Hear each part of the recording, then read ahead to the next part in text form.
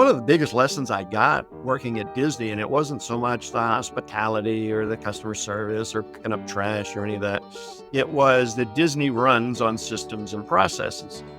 A lot of people think that those will stifle you, stifle your creativity. People are going to behave like robots. And that's as far from the truth as possible. If you design your system or your process, the process is there to deliver a result. So if you design a great process, an extraordinary process, it's going to deliver an extraordinary result. And that's what Disney does. And that's how they get 25,000 employees all singing the same song, is that there's a process behind it. And they're simple processes. And they have one for changing a bus tire. They have one for... Thanks so much for having me on. I spent a decade working for the Disney company down there in Orlando. The mouse was my boss for a brief period of time. I am living proof that you can leave that company and not curl up into a fetal position and wither away and die. I left there. I worked for a couple of hospitality companies, hotels, restaurants, things like that. Along the way, I realized I make a lousy employee. I just don't like to be told what to do. So that kind of puts me in the unemployable realm of things. So about 20 years ago, I started my own home service businesses here in Maryland. So I have 3 of them. Got a mold remediation company, a Oriental rug washing facility, and a carpet cleaning company. All things every teenage boy dreams of doing when they're growing up. I get it. I've been able to put those businesses on autopilot through systems and processes. I spend about 90 minutes a week on them now, which allows me to do what I really enjoy doing, which is consulting and coaching with small businesses on how do you retain customers? How do you keep customers once you have them? And we primarily do that through customer experiences. On how do we deliver extraordinary customer experiences to our prospects and to our customers so that we have what we call raving fans for life. And here I am on your show. That's awesome. Your story reminds me a bit about something I've been researching for a talk I was preparing for, which is the Airbnb turnaround during COVID, where, and I'll just quote like Brian Chesky. He was talking about how he was learning from Hiroki Asai, who was like the Steve Jobs creative director, about how Apple operated, which is completely different than most of how most businesses operate. Sure. And he just said, like, everything I've learned about business is opposite of how Steve Jobs ran Apple. So like he realized like, hey, maybe the alpha, like the return on investment to a management philosophy isn't in what everyone else is doing. It's probably what one of the top 99.99 percentile companies is doing. Yep. Completely like reorganizes around these principles, and they're like doing, like they've doubled their revenue over the last 5 years, have like over 4 billion in roughly in free cash flow, because they focus on like the core concept of the rental experience and the hosting experience, and they divested from everything else. Obviously, like working at, you know, the Disney company, at one of like their biggest assets, right, the Orlando resorts. What was different about working at that hospitality company versus the companies that you worked with after you left Disney, and how did that impact you being able to autopilot your businesses later? And it's a pretty complicated 3-part question, but I see a thread that you're laying there. So yeah, you might have to remind me at part 2 and 3. But I guess like maybe let's start with like what's different about the Disney company. Yeah. So Disney, obviously, it started similar to Steve Jobs. Walt looked at everything going on in family entertainment and theme park or amusement parks and things like that, and just did the exact opposite. Every theme park had you could enter 26 different directions. Walt said, no, I'm going to have one entrance and exit and funnel everybody through that. So he definitely looked at that theory of look at what everybody else is doing and do the complete opposite. And that's been my mantra going forward. But one of the biggest lessons I got working at Disney, and it wasn't so much the hospitality or the customer service or picking up trash or any of that, it was that Disney runs on systems and processes. A lot of people think that those will stifle you, stifle your creativity. People are going to behave like robots. And that's as far from the truth as possible. If you design your system or your process, a process is there to deliver a result. So if you design a great process, an extraordinary process, it's going to deliver an extraordinary result. And that's what Disney does. And that's how they get 25,000 employees all singing the same song, is that there's a process behind it. And they're simple processes. And they have one for changing a bus tire. They have one for waiting on a table in a restaurant. They got a process for everything. And what that does is you start to do your job almost by it's muscle reflex memory, by rote. And it gives your brain like 20 to 25% excess capacity because you're not thinking about your job, you're just doing it. Now you can do all the stuff that Disney's known for, which is doing autographs and taking pictures and giving directions and all the nice things that Disney's known for. So you take those systems and you apply it to pretty much everything in your business. The way I got to spending 90 minutes a week in those three businesses was we've got a marketing system, we've got a customer retention system, we got an operations system, et cetera, et cetera. And when I hired the general manager, all I told him was just manage the systems. Don't screw with anything. Just manage the systems. And we meet weekly for an hour every Friday morning, 7:30. And if he's got ideas or improvements or anything like that, we go over them at that Friday meeting and we flesh out the plan. And then he marches off and executes. The other 30 minutes of my week is spent on the accounting. I don't let anybody touch the checkbook or the credit cards or anything like that. So you can take what Disney's doing, and they're simple systems. I think I mentioned at the beginning, and they're as simple as this. Disney runs on three words: what to do, how to do it. And that's where most businesses stop. They tell you what to do and how to do it. But where you get employee engagement, where you get real rubber hits the road, is they tell you why we're doing it this way. Okay, so what, how, and why. I've got a quick example if I got time for it. Is that okay? Yeah, go Oh, ahead. It's your okay. interview. Yeah.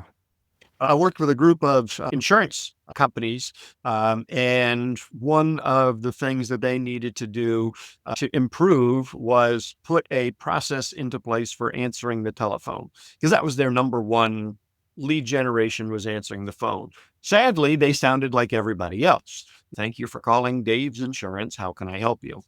And after I went and worked with him for a little while, I realized that he was a rock and roll fanatic. I walked into his office. He had gold records on the wall, autographed guitars and all that stuff.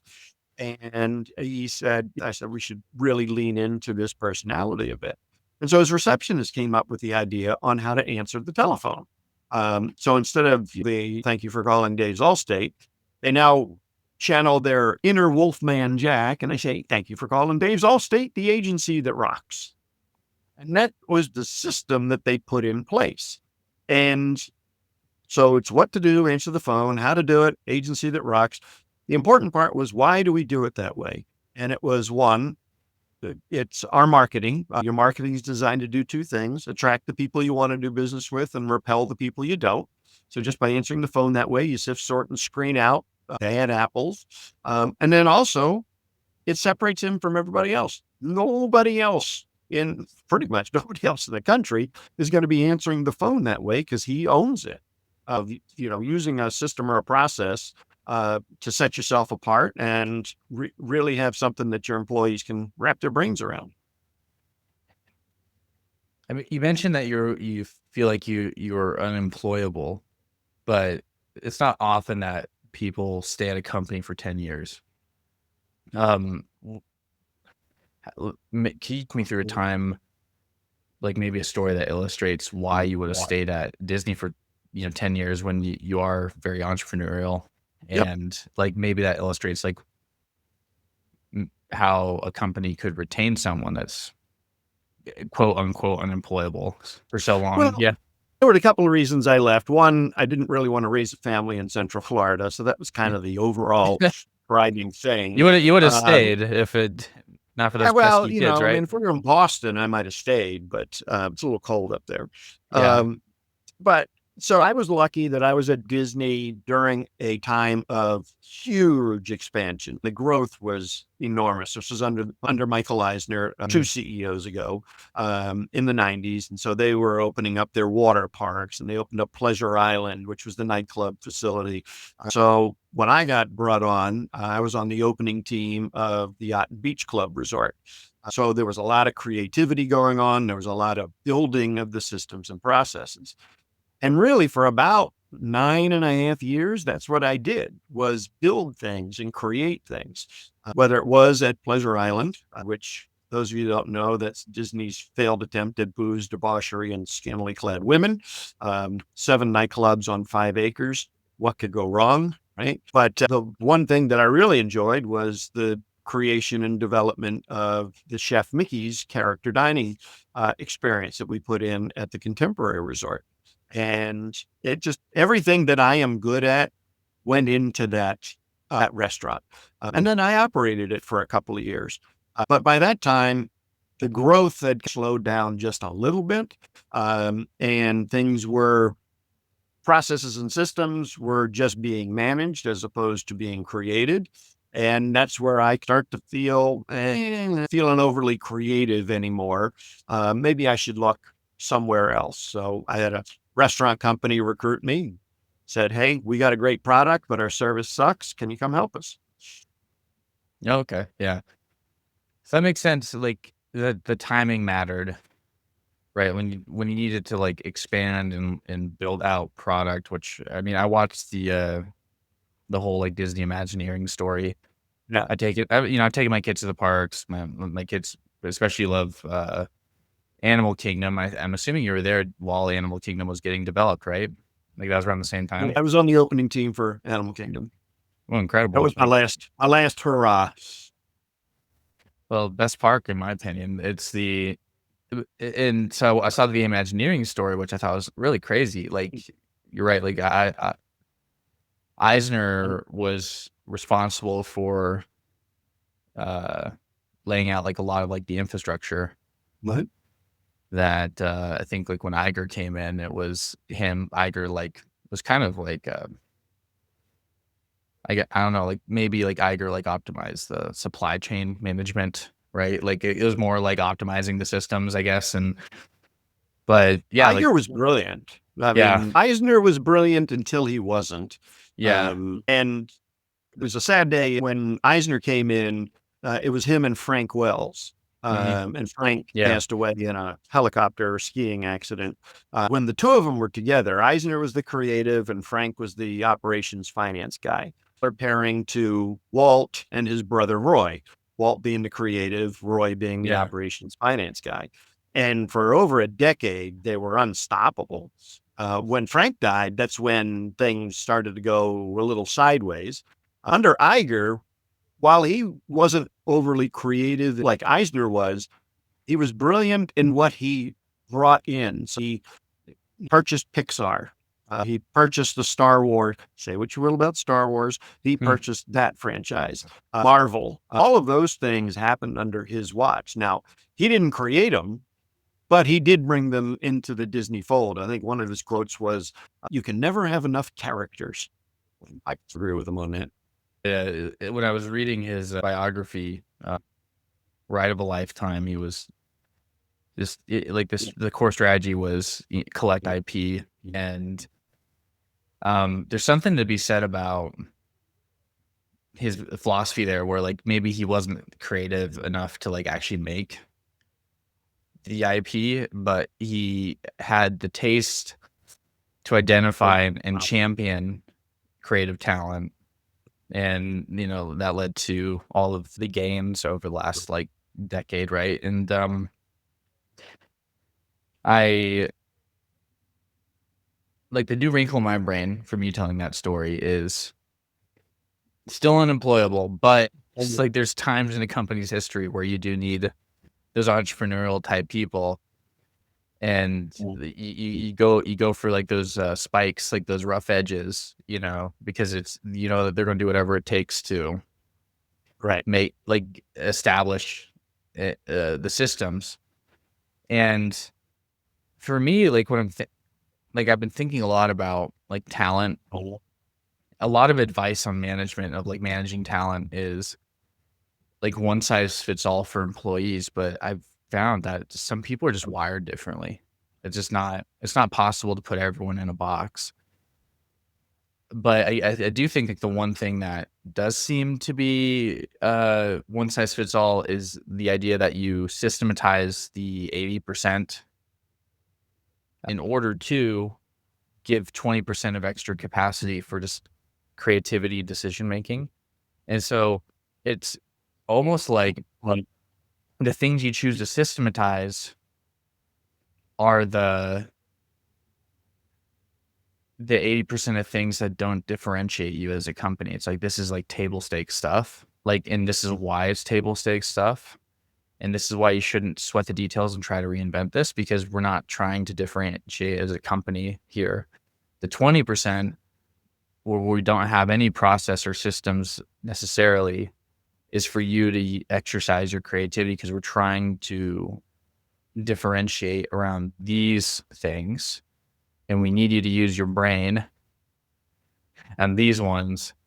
And that to me sounds like a really good angle to empower and engage employees, where it's like, hey, like here's why this stuff isn't like is just table stakes, and like why you shouldn't try to like optimize processes around this, because this isn't what's going to move the needle for the business. It's just what's going to keep the lights on.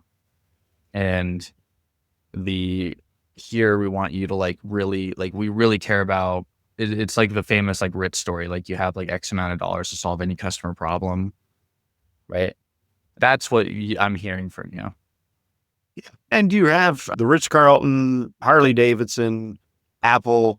They all have that system and process piece, but then they also all have that creative. Okay, how do we make this thing better, or how do we make it completely new? Yeah, they go hand in hand, and 20% is, to me, that's enough. Because otherwise you're just going off in a myriad of directions, and you just flounder around and get lost. Yeah, I'd love to hear a little bit more about like the Harley Davidson. Like I could think about like, oh, what's Apple's 20%? It's their focus on really long like R&D cycles, and like making sure that like they're creatively solving problems with their computing devices, and then like UX and stuff like that. And then Disney, that 20% is like the 20% of Disney, and correct me if I'm wrong, this is just based off my experience being a customer of Disney like products, is I should be able to walk into this property and not have to think at all. Like I should be able to turn off my brain. Here's the money. I don't want to worry for the next several hours. And that's And the way Disney's set up. They are masters at extracting money from your wallet and leaving you feel happy about it, and then wanting to do it again and again. That's true. That's the way they're I set mean, up. I felt like I got my kidney robbed last time I went. Yeah, exactly. Yeah. The attention to detail that they focus on eliminating any barriers to the sale or any barriers to the experience. They want this thing smooth. And they study how long it takes somebody to purchase something. They came up with the magic bands. I don't think a wallet was originally part of that discussion, but now the magic band acts as your ATM card, and all the kids are wearing them, and the idiot parents are giving the kids the pin to go and use the magic band. And so before, you'd go into a merchandise shop and your little daughter say, oh, I want the 96 piece Minnie Mouse tea set, and you plunk it up on the counter. And then in the time dad has to go from plunking it on the counter to go into his wallet to pulling his credit card out, there's 1.3 seconds or something like that. But in that little brief period of time, he had time to rethink the purchase and say, no, we don't need this. And they leave without it. Now with the Magic Band, and Disney studied this, they're like, wait a minute, he didn't buy the thing. Why didn't he buy the thing? Oh, he probably had time to think about it. We don't want him to think about anything. We just want him to buy. So now you just go put the thing up there, oink with your wristband and out the door you go. So yeah, completely eliminating any barrier to sales or service is what they constantly look at. Yeah, and it's, the lightning lanes, like, the mobile app, definitely could be better, but it's good enough to keep the day, like, moving, and that's what I liked about it until, like, this last trip where I, like, looked at, yeah, my bank account, I'm like, "Wow," like, that escalated quickly, like, that man, you guys are good. And I'm gonna take a break for a while, but yeah, like, it is Mhm. that's, like, what they're selling is, like, Mm, just not being carefree, like, you're maybe, have a hard job, you show up, like, and you're paying all this money to be here, flying your kids out, like, with the tickets and everything and the housing, the hotels, like, you don't want to feel any buyer's remorse while you're on property. Exactly. And so that goes into, I guess, maybe more of a focus on you, right? Where you wanna focus on, like, customer experience and retention in, like, your body of work. I mean, I have an instinct that, like, that's the same problem when anybody buys a product or service is, I don't wanna regret buying this thing because Right. nothing makes me, like, more mad than, like, being promised something, parting with my money, and getting a really bad experience. And so, like, Right. why are you focusing on this, like, chapter of your career on this specifically when there could be, like, so many other things, like repeatable business things, like, you did a really good job Right. making systems. You could have taught how to make systems or whatever, but you're focusing on, like, the 20%, it sounds like. Yeah. Yeah, and it's one, I'm doing it selfishly because I'm tired of going to restaurants and stores and getting crappy service. So that's kind of, I'm Yeah. not doing this altruistically. The reason for business owners to really focus on this is that it is not cheap to get a new customer, right? It's expensive. One of the most expensive things you can do is getting a new customer. I've got one financial advisor client, cost him $3,000 to get a new customer in the front door. And that's ads and dinner and everything added up. My carpet cleaning business, it's $136 to get a new customer in the front door. Again, pay per click, guy answering the phone, etc. But it only cost me $23 a year to keep a customer. So the minute we serve an existing customer, I'm already $100 plus more profitable because I didn't have to go out and buy them again. And if you think about your past customers, they already know and trust you. They're susceptible to upsells and cross sells and new products, new features, because they had a great experience with you from the get go. And so that's why where the real money is. I've seen businesses grow fast and they focus purely on customer acquisition. They forget about the customers that they already had. And so they have this astronomical growth, but they're poor. They don't have free cash flow because they're continually sinking it all into acquisition.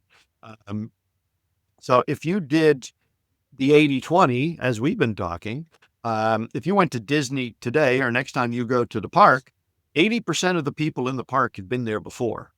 It's only 20% new. And I figure if that's the ratio is good enough for Disney, it's good enough for me and my clients. So 80% reoccurring revenue, 80% returning customers is the goal that we shoot for. And my home service businesses were anywhere between 67 and 70%, give or take on the month, which isn't where I want to be. I still want to get to 80, but it's 2.5 times the national average. So I guess I should be happy about that. Um, but all the money is made in the second, third, 10th purchase by an existing customer. That's where the true profitability comes in. I ask people all the time, I said, do you have a marketing budget? And most of my clients will say, yeah, we got a marketing budget. I said, okay, great. How much is that? How much of that budget is attributed to customer retention? They all look at me like I got three heads. They didn't think about it. Yeah. So that's one of the primary reasons because I was able to grow my businesses profitably by focusing on returning customers. Each one of my existing customers gets touched 6 times every month. Every month, 6 touches between male and female. So it's both analog and digital touches. And I'm not always selling either. Sometimes it's a home tip, or sometimes it's just something I saw that was funny. People love stupid criminal stories. I don't know why, but maybe they see themselves in the dumb criminals. But so I'll run Yeah. those every once in a while. People love to be entertained. You don't want to bore them to death with the ins and outs of your product or your service or whatever. They want to be entertained. Yeah, you might sell them with, like, the technical specifications of your service, but they stay for the relationship. 100%. Yeah. Yeah, and I think about real estate agents, this is a perfect example, right? Like, uh, a lot of people, they just use, like, a family member that has a license, and it's out of, like, obligation to use that Right. person. But, like, so, like, personally for me, like, I have multiple family members that could have been my real estate agent, but I always use a person that's not a family member. And when people ask me, like, why, it's like, I can fire this person and I won't sleep, like, at all. Right. I mean, I'll sleep fine, but, like, if I have to fire my family member, it makes, holidays weird because it's like, "Oh, Yeah, what, you're never not do loyal?" business with family. It's a bad mix.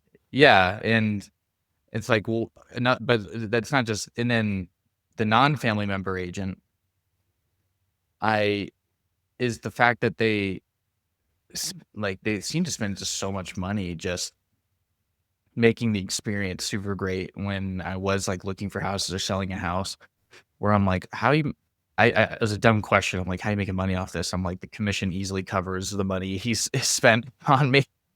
Um, I guess he understood the math, right? Is that it's better to, leave some money on the table in the short term because, like, that loyalty generated, like, for example, like, he bought us, like, a TV when the first time we bought a house, and I'm like, "This is like a s seven $600, $700 TV, like, is he crazy?" Like, no, Right. he's not crazy. Like, but after that, it's like, I felt like, "Okay, well, I need to give this guy a shot next time when I'm selling the house."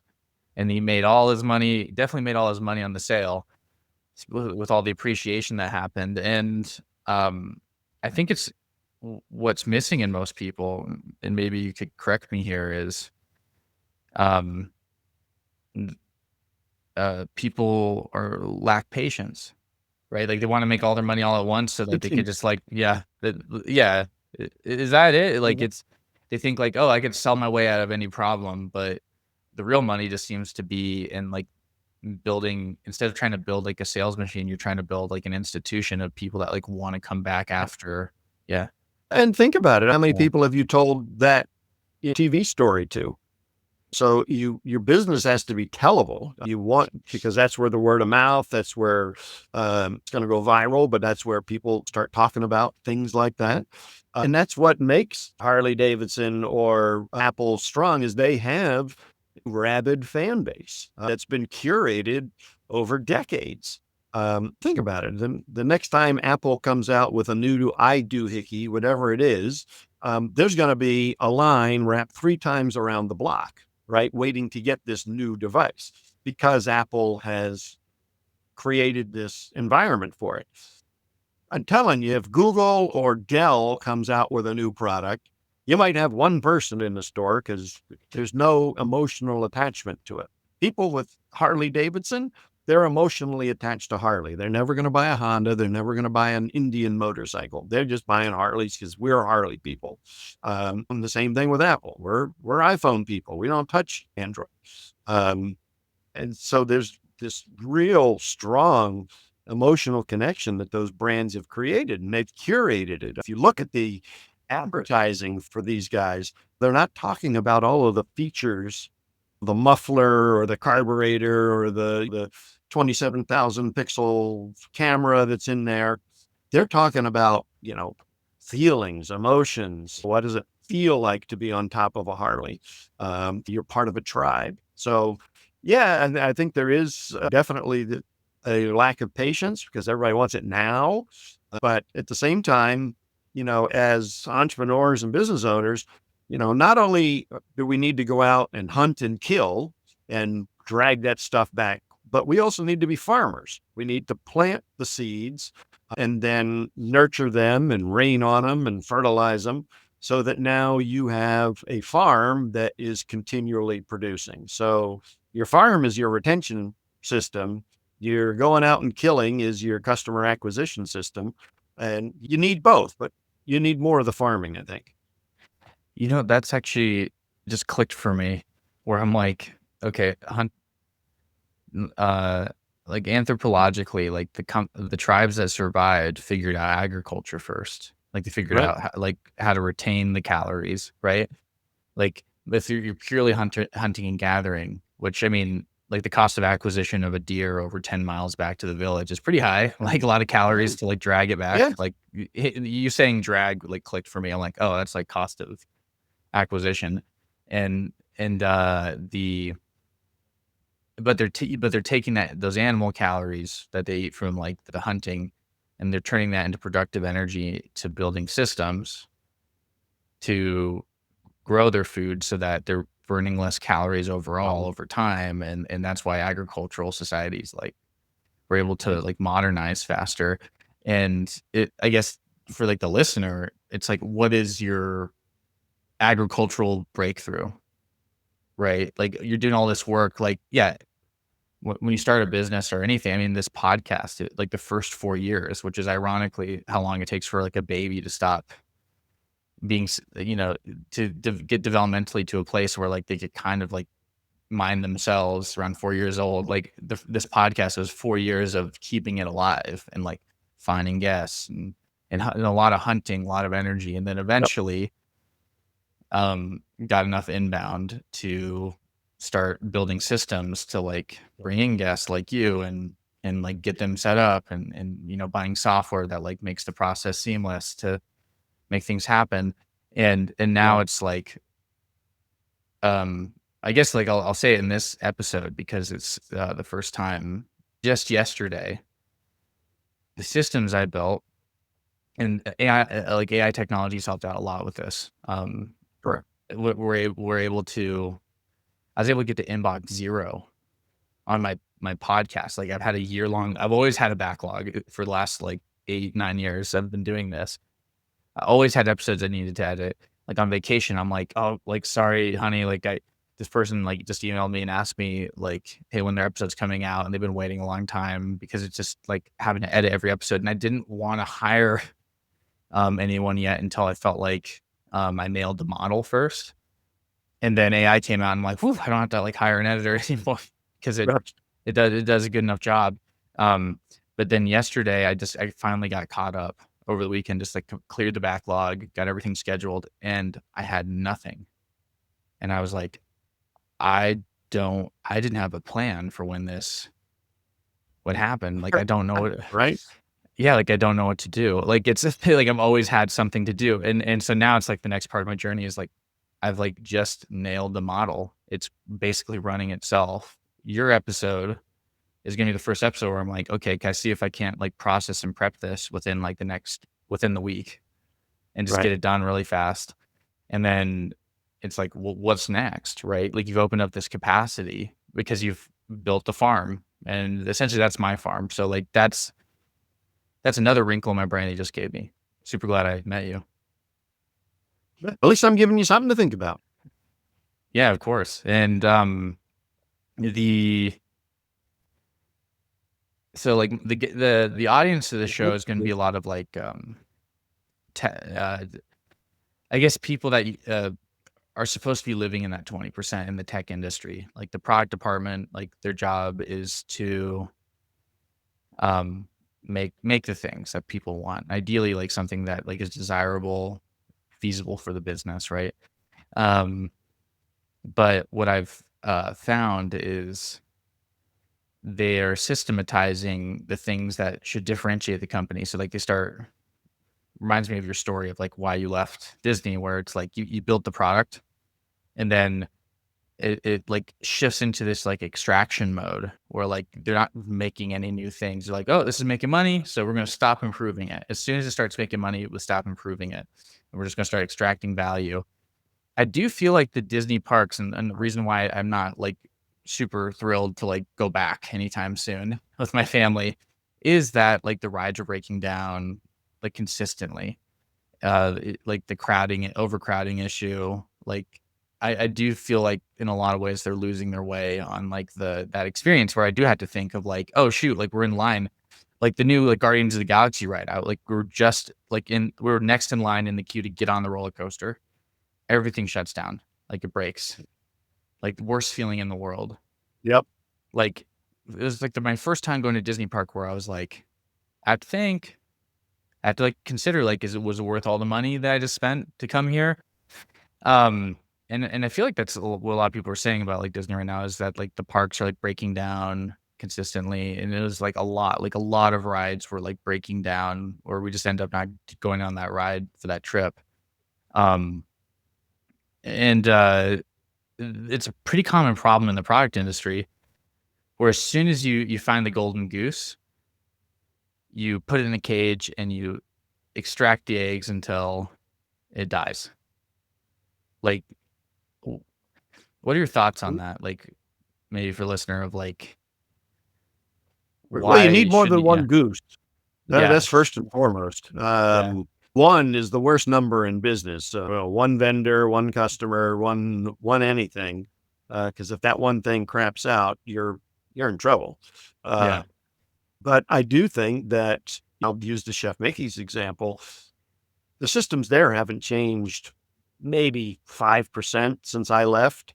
Um, so that golden goose has been laying eggs now for mhm, decades, and with minor tweaks. And I think that's where products coming out with the next or version 1.2 or 1.3, that's where you can innovate and iterate on your existing product. So I think Walt Disney called it plussing, constant process improvement. How do we make this better? So if you're going to have one goose, okay, great. Can we clone them? And then, but let's change a couple of things in the DNA and make it a little bit better. And then, okay, maybe it doesn't lay golden eggs, it'll lay platinum eggs. And then, okay, maybe it's laying Bitcoin. So how does that goose get better? And I think that Disney, they never sit back and just say, we're done. It's constantly changing, constantly improving. And the same thing with SaaS products and things like that. I just downloaded a new version for my Remarkable, which I had no idea that I had missed like 3 downloads. yeah. Sat Wasn't there hooked for a up to while. Wi-Fi. Great product, by the way. Yeah, Oh, it's an amazing product. I love the thing, and I just yeah, found out it was whiteboarding, so I can hook this thing up to a Zoom call and yeah, do whiteboarding on it. But I had actually put the thing away for 6 months because I was tired of using it, and it didn't. yeah, It was cumbersome. And then yeah, when I realized it could do whiteboarding, I'm like, okay, let's dust the thing off, bring it back out. So they got my energy back. They got me back as a user, um, because of iterations of their products. Their Goose is the tablet, but now all of the stuff inside of the tablet, the updates and everything, are what keeps me sticking around. yeah. And do you think that maybe it's like the Chef Mickey thing is not for me? Like the character dining experiences definitely isn't like my type of thing. Do you think it's the reason there was so much expansion from the Eisner era was kind of like making targeted products for different Oh yeah, people? Can you walk me 100%. through a little bit of that? Yeah, Oh like yeah, yeah. So if you think about it, prior to Michael Eisner, there were 3 resorts, or 2, 3, Grand Floridian or Polynesian and the Contemporary, and they had just started breaking ground on I think it was the Grand Floridian, yeah, and but that was it. There was no hotel for economy folks. There was no mid-tier hotel. It was just 3 premium resorts sitting around the Magic Kingdom. Eisner knew that there were going to be different demographics of economic demographics, socio family makeup, etc. So we had the lower tier resorts started coming in, the Disney All Stars. and things like that. And then you had some more of the mid-tier resorts were coming out. And then we had more of the top. So like Yacht and Beach, Boardwalk were considered top tier resorts. And so those were things that you hit all three, of the socioeconomic divide, and they were all different themes. You could go to the Yacht and Beach Club and feel like you're in a New England style. You actually never had, you could stay there a whole weekend and never know you were at Disney. It was just a great resort. And then they did the same thing with entertainment offerings. So you got to remember, this is all pre-internet, all pre-Disney Plus and all that stuff. So, okay, what do people like to do? They were missing the demographic of 18 to 30-year-olds because they were too old to go to the park themselves as a kid, and they were too young to have kids of their own. So, well, what do those folks like to do? They like to go to clubs and drink and dance. Great. So we'll build Pleasure Island. We got 7 nightclubs on 5 acres. What else do they like to do? Oh, they like shopping. So they expanded. The Disney Marketplace turned into Downtown Disney, which turned into whatever Disney Springs. iteration. Well, what's that? Disney Springs. Disney Springs, thank you. Yeah. Disney swore it would never do a parking garage. When one of your properties goes right up against the highway, you can't have a flat lot. You got to have a garage. So now Disney's building garages around Disney Springs. So yeah, a lot of stuff needed to happen for different pockets of the population. And you were saying that they probably went too far with like the Pleasure Island one, where it's like, just because you can like make a product for everybody doesn't mean you should, right? Yeah, in fact, the markup on booze is unreal. The place made money. Yeah. But at what cost? That was the first theme park where, this is pre 9/11, first theme park where there were Orange County sheriffs parked out front. Disney had a gang problem. We had to put a sign out there, no colors. So we had Orange County sheriffs on horseback. Where do you see police on horseback? They're either in a parade or they're at a riot. One of the two. And we weren't having parades, so that's why they were there. What if they put what if they put like Disney, like Mickey on a horse and he's in a police costume? Would it make it better? Yeah, that'd be a stretch. There were no characters there either. Yeah. So they completely, we even had different name tags. So if you went to Magic Kingdom or one of the resorts, they all had little white name tags, little Mickey Mouse on them. Ours were silver and black. You couldn't get a different name tag if you tried, just trying to separate us from the rest of Disney. Man, so when you say like at what cost, was it the Disney brand? Yeah. We threw people out. What Disney park throws people out? What Disney park, and then we threw them out. We threw them out for fighting. We threw them out for underage drinking. These are all things that are not associated with Disney, right? And so, yeah, was the entertainment top notch? 100%. Was the idea sound? Yeah, probably the idea, but what it morphed into was this: 7,000 people showing up, drinking their faces off. We had people die there. Wow. It was just, it was rough. It was rough. Yeah. Like, I spoke to like a PR, like a fractional communications officer on the show, and he talked about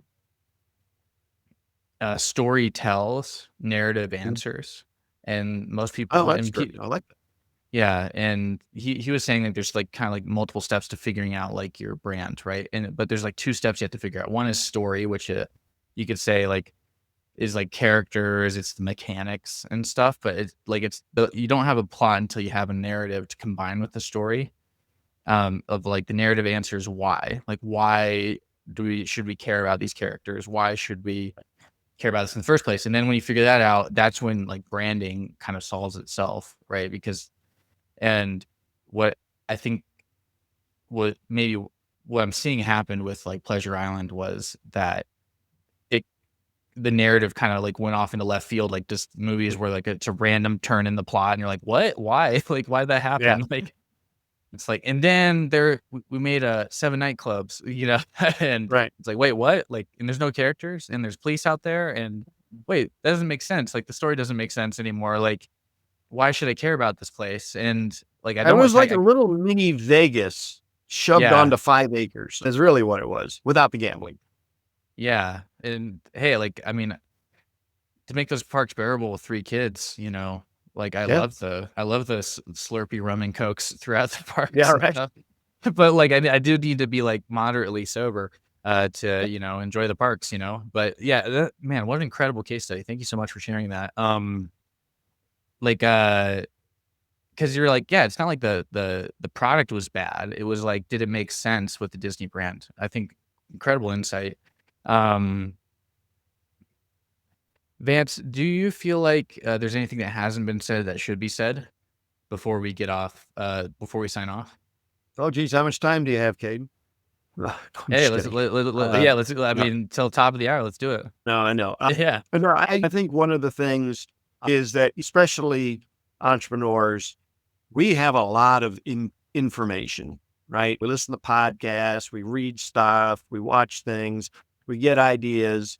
What I see missing a lot of the times is implementation. Okay, so they get all these ideas, and then say they're listening to our podcast. Maybe they're on a bike or a treadmill, and the podcast is over, and that's it. We listen to a podcast. And I think we dropped some pretty good strategies and tactics here. So pick one and go try it. Maybe it's something you heard somewhere else, but implementation is the only thing that's going to move the needle. You can't, nothing else will. So you can think about it all you want or have all the ideas you want, but until rubber hits the road, you're not going to be moving forward. And I think that's really the message is you got to implement if you want to profit. yeah. I mean, like this whole podcast journey of mine was implementing just like one sentence from like Gary Vaynerchuk in a podcast when I was in college. He just said, "Document, don't create. Just make things and then share it." And I've just been Right. doing that for 8 years. Like I haven't changed the strategy. It's just like through operational pain, I've improved the process and the product. But like it didn't get better through information. It got better through like this part of the process sucks. I don't like post production. Like, how do I make this better? Like, I don't like Yeah. actually like doing these like parts. I like having these conversations. How can I get to a place where I just have these conversations and then like a team or systems handle the rest? Right. But you can't do that until you feel the pain, right? And Right. that requires doing. Like, I think that's a really great way to close this out. Selfishly, I want to ask like one more question. Um, you mentioned like the businesses that you started that now you don't spend too much time like running them anymore. It's are like you're mostly just an owner, not an operator. You mentioned that, oh, this is like something that like teenage boys like dream about doing when they grow up is like mold removal, carpet cleaning and stuff. But It wasn't there's my something, dream, I can tell you that. but what I think is interesting is like, I mean, that's the economy, right? Is like mostly these like like these essential services, like they exist for a reason. Like, what was like the mental barrier that you had to get over to maybe approach it with like maybe new eyes, where like you could like throw yourself into like building these like Yep. businesses that essentially run Right. themselves now? Like, because I think that's something that like I want to do once I have like the capital to invest is Sure. like start building up a portfolio of like quote unquote boring businesses. Like what I guess like where what was like your maybe like briefly like your mental journey of like throwing yourself into those things? Sure. Yeah, if you haven't followed Cody Sanchez with Boring Businesses, Yeah, strongly she's great. recommend. Yes, brilliant, absolutely brilliant. I'm actually looking. We have one laundromat in town, and the guy who owns the propane company owns the laundromat, and he's getting ready to Yeah, sell. And I'm like, give me a call because I'll carry those bags of quarters to the bank. I yeah, don't have a problem with it. For me, you had two strong whys of why I needed to make the business work. One was I did not want to work for anybody else. Your why you're doing something has to be powerful.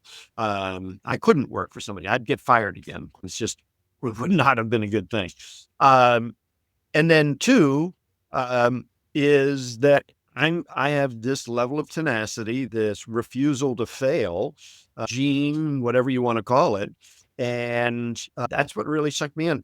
When I left corporate job kind of stuff, I really wanted to start my own restaurant. That's what I wanted to do. but I didn't have $2 million liquid cash to go dump into a restaurant. So I said, oh, what can I afford to do? I knew I wanted to do something that was a little bit unique, that was going to take all of my strengths from customer service, customer experience, customer retention. How can I apply that? I knew I wanted to do a premium service, not just a fly by night kind of thing. So I looked at the marketplace. We've got some pockets of affluence around here. And I was actually working with a headhunter at the time. And he says, there's a carpet cleaning concept that might be interesting to you. And I was like, are you kidding? I don't even vacuum. You want me to do a carpet cleaning business? But after I looked at it, they had the product, they had the system to do it, and match that with my background of customer experience. It was like a marriage, I hate to cliche, marriage made in heaven, because I had something that I could look any customer in the eye and say, yeah, this stuff works. And then I add to it all of the stuff I know about customer experience. We were a premium level product from the get-go. I like that.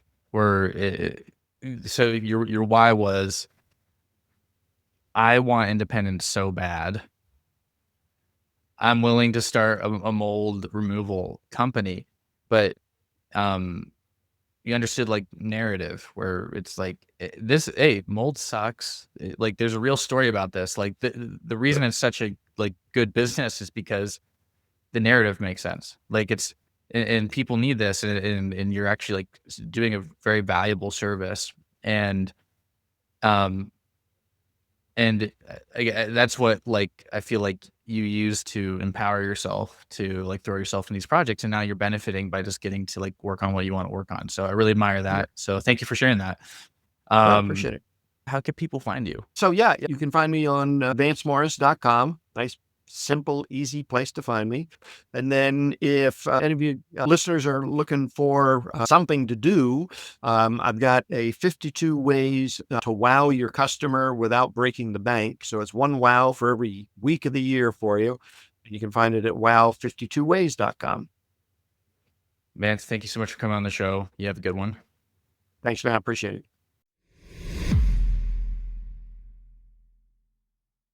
Hey listener, thanks again for listening to The Way of Product.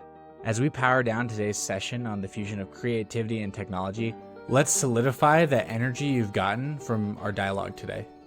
If you've gleaned insights or strategies that could turbocharge your projects, I have a small but powerful ask. Swing by the platform where you're hearing this and leave a review. Think of it as your digital high five to us. It's a fuel that propels this content to more creative technologists like you, amplifying the impact of the shared knowledge. So until our next interview, keep pioneering and pushing the envelope. Thanks again for lending your ears and your imagination to our community. Catch you on the next download.